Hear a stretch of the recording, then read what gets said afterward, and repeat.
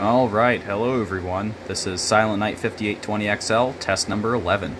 Let's go ahead and take a look at all devices we have installed today. If we move over to point number 1, the right-hand side pull station, we have this Kidda dual action RSGT bar, lift and pull. You'll notice that this one's kind of unique by the fact that the fire alarm marking is on the lift handle as opposed to on the pull station itself. Usually you have the fire alarm marking on the top, kind of like on a simplex T-bar. Very interesting. Speaking of simplex T-bars, if we go to the left, we have a simplex T-bar. This is kind of a hybrid pull station. It has the back plate of a 2099-9754. However, that front cover came from a 2099-9761. So this is pretty much a older variation 2099-9756, as you can see by the slightly older design of the key lock and the older simplex logo on the bottom. Moving right along to the horn strobes, you can see on the right we have my Wheelock MT4-1224. It is set on slow whoop and high volume. And on the left, we have the Simplex 2901-9846 on the 4903-9105 strobe plate. What's interesting about the strobe on that strobe plate is that it's actually a Gentex strobe.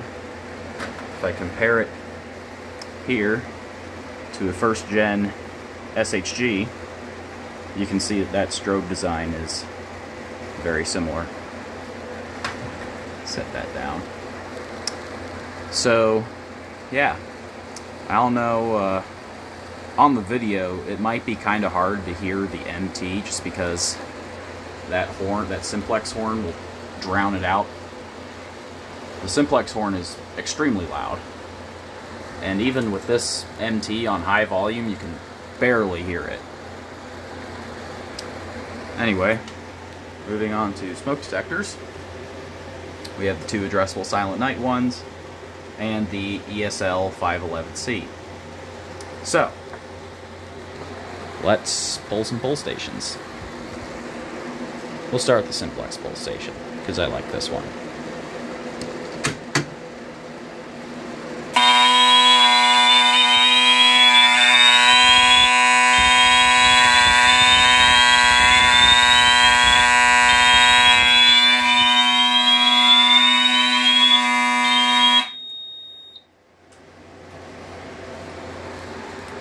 Got audible silence.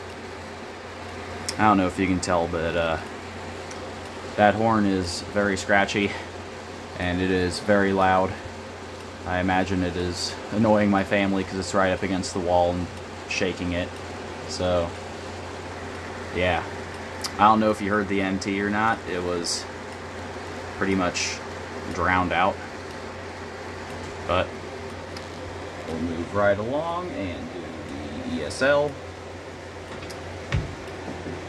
Got some canned smoke. Spray that real quick.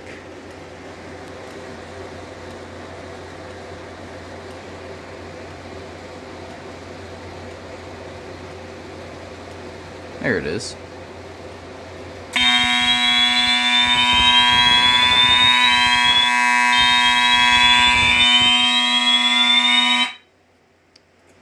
I'm not going to leave that horn sounding for very long just because it's super loud and kind of late at night.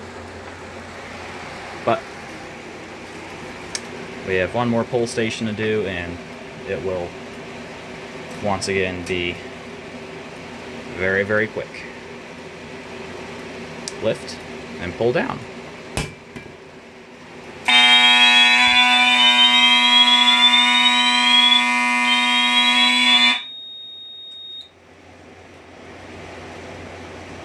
We can scroll through our alarms. Manual pull, 0.2. 2-wire smoke. And manual pull at 0.1. So, time to reset some pull stations. Let me grab my keys out of my pocket here. Change hands with the camera once again. Find our B key, which is right there. Probably didn't see that because the camera didn't focus, but turn it and reset. And you'll notice that is the back plate of one of my older 2099 9754s.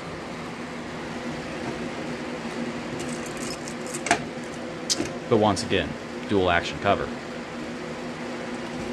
Moving right along to this pull station. This takes a strange key. And that's a blooper.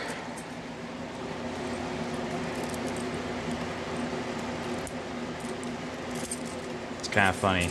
I generally try to only take one take of these videos, so whatever bloopers I have, I just like to keep in the video because I think it makes them that much more authentic as well. So that's reset. We'll give that detector another minute to air out probably. There's the strobe flashing.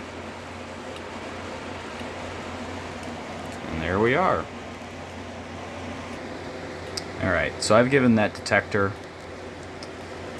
a couple minutes to clear out, so it should be good. So now we'll reset.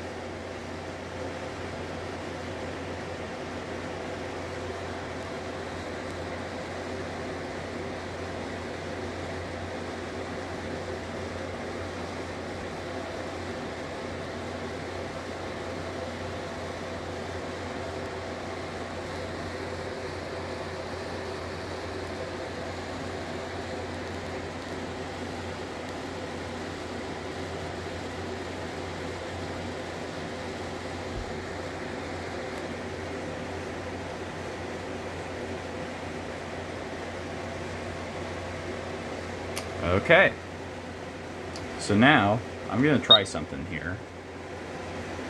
Just a little extra. Let's do a lamp test. So,